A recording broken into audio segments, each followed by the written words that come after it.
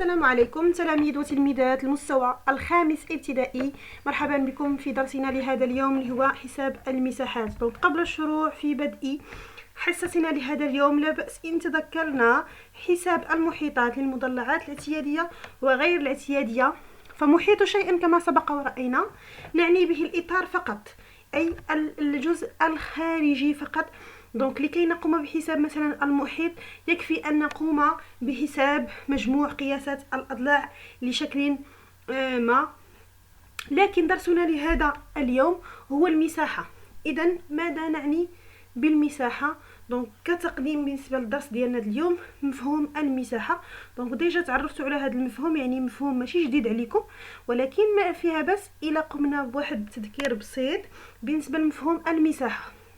المساحة هي الجزء الداخلي للشكل الهندسي، أو بمعنى آخر المحتوى، أي الجزء المملوء. يعني أن أي شكل هندسي فله محيط وله مساحة. المحيط نعني به الإطار الخارجي أو الجزء الخارجي، وما بداخل الشكل هو المساحة، يعني الجزء الداخلي للشكل. شوفوا معايا أو خذوا معايا الوضعية الأولى. لاحظ ثم أحسب مساحة كل شكل من الأشكال التالية بالسنتيمتر مربع. بالسنتيمتر مربع، نفرقوا ما بين شفنا في الدرس السابق وحدات قياس المساحة وشفنا ما بينها السنتيمتر مربع. ملي كنسمع كلمة وحدة ديال قياس الطول مع كلمة ديال مربع يعني بها قياس المساحة. الوضعية فرصة لتحسين المكتسباتكم السابقة حول حساب المساحات وتدعيمها وإغنائها. يعني انتم ديجا تعرفتوا على مفهوم المساحة مع قواعد ديال حساب المساحة لأشكال اعتيادية. اليوم فرصة أننا ندعمها ونديروا لها الإغناء. لذلك ينبغي التركيز في هذه الوضعية على ماذا؟ على أولا طبيعة الأشكال الممثلة وأبعاد كل منها. طبيعة الأشكال عندنا ثلاثة أشكال هنا، عندي المربع، المستطيل، وكذلك متوازي الأضلاع. شوفوا معايا السهم فين كيشير لكم. أبعاد كل منها. من كنسمع مربع، ما أبعاد المربع؟ له ضلع مفهوم اللي هو 6 سنتيمتر هنا. المستطيل أيضا. ماذا أعني بأبعاد المستطيل؟ يعني أن له طول وله عرض. طوله 11 سنتيمتر وعرضه 6 سنتيمتر. متوازي الأضلاع كذلك. ماذا أعني بالأبعاد؟ ما هي أبعاد متوازي الأضلاع؟ أبعاد متوازي الأضلاع هي قاعدة اللي كتمثل لي نفس طول مستطيل فوق قاعدة، وارتفاع. الارتفاع الذي يمثل كذلك نفس عرض المستطيل. مفهوم؟ إلا شفتوا معايا هنا هذا الجزء، هذا الجزء الممثل في متوازي الأضلاع، هذا جزء من متوازي الأضلاع. تشوفي معايا هنا إلا هزينا هاد لابارتي هذا المثلث قائم الزاوية، إلا حطيته هنا شنو غيعطيني مستطيل. نفس قياس ديال نفس قياس المستطيل هو نفسه ديال متوازي الأضلاع، نفس قياس المساحة. مفهوم؟ التذكير بقواعد حساب مساحة كل من هذه الأشكال. مساحة المربع كم تساوي؟ مساحة مربع طول ضلعه 6 سنتيمتر. ماذا تساوي؟ هي 6 في 6. شفنا بالنسبة للمحيط أقوم بجمع جمع الأضلاع ديالو، يعني كندير 6 زائد 6 زائد 6 زائد 6 اللي هي 6 في 4. لكن المساحة هي المحتوى، خصني نعرف المحتوى ديال داك المربع وأضرب الضلع في الضلع، دائما الجداء. أضرب الضلع في الضلع اللي هي 6 في 6 تساوي 36 سنتيمتر مربع، وليس سنتيمتر وإنما سنتيمتر مربع. مساحة المستطيل كذلك قلنا أن له طول اللي هو 11 سنتيمتر وعرض اللي هو 6. يكفي أن أضرب الطول في العرض وأحصل على مساحة المستطيل. بقيت لنا مساحة المتوازي الأضلاع. كيف أحصل على مساحة متوازي الأضلاع؟ كيف ما شرت واحد المسألة بالنسبة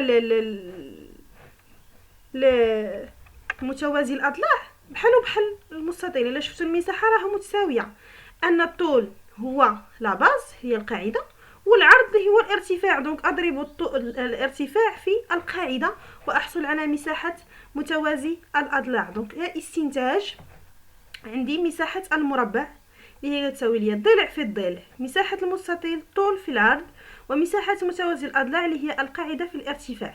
لكن هنا سنتطرق إلى مفاهيم بالفرنسية. دونك ملي كنقول مساحة المربع ما غاديش نكتب الضلع في الضلع، وإنما شنو كنقولوا في المسائل اس ايغال سي فوا سي. دونك كنتعرفوا على كل حاجة بوحدها.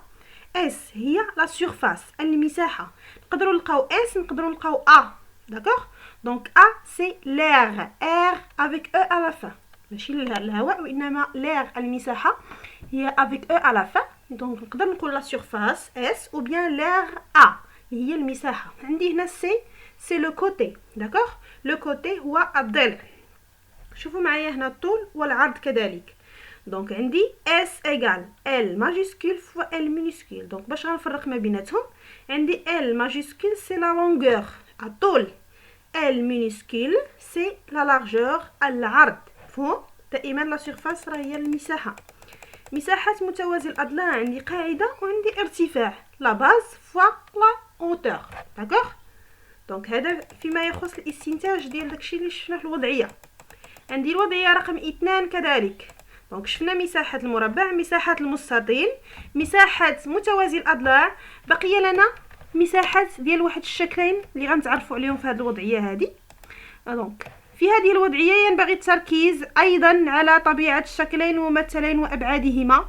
دونك كيف ما سبق لينا تعرفنا على الاشكال الاولين، غنتعرفوا على الشكل الاول اللي هو ماذا اللي هو المثلث. مفهوم.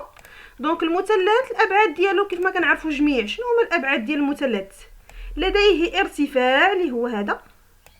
مفهوم. ارتفاع، وله قاعدة كذلك اللي هي 6 سنتيمتر. هذا الارتفاع اللي كيتعتبر هو العرض ديال المستطيل. كذلك المعين، كنقول المعين شنو عنده الداخل ديالو. كيقول المساحة دائما داكشي اللي عندي في الداخل. مفهوم. في الداخل شنو عنده قطر كبير وعنده قطر صغير اللي هما هادو غنديرهم لكم هنا. ها هما القطر الكبير هو هذا، وعندي كذلك قطر صغير. مفهوم. دونك خصني نعرف هاد الابعاد قبل ما كندير المساحه، قبل ان نحسب اي مساحه ديال الشكل. دونك ضروري ما كنعرف الابعاد باش يمكن ليا نطبق واحد المساحه، واحد القاعده ديال المساحه. دونك له قطر كبير وله قطر صغير. دونك القواعد هنا عندي المثلث فهو النصف. الا خدينا هذا المستطيل هذا، دونك شوفوا معايا هذا راه هو هذا الجزء هذا هو هذا، وهذا الجزء هو هذا. دونك فهو النصف ديال المستطيل. دونك يكفي ان اضرب القاعده اللي كتعتبر هي طول المستطيل في الارتفاع اللي هو عرض المستطيل واقسمه على 2 لاحصل.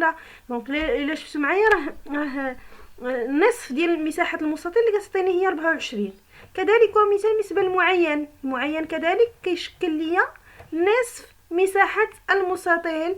يكفي ان اضرب القطر الكبير في القطر الصغير واقسمه على 2 واحصل على 12 سنتيمتر مربع. دونك هنا كملاحظه نلاحظ ان مساحتي المثلث والمعين تساوي نصف مساحه المستطيل. دونك هنا الاستنتاج اللي غنخرجوا به، مساحة المثلث تساوي القاعدة في الارتفاع، يعني S égale la base fois la hauteur. هنا la hauteur. d'accord. hauteur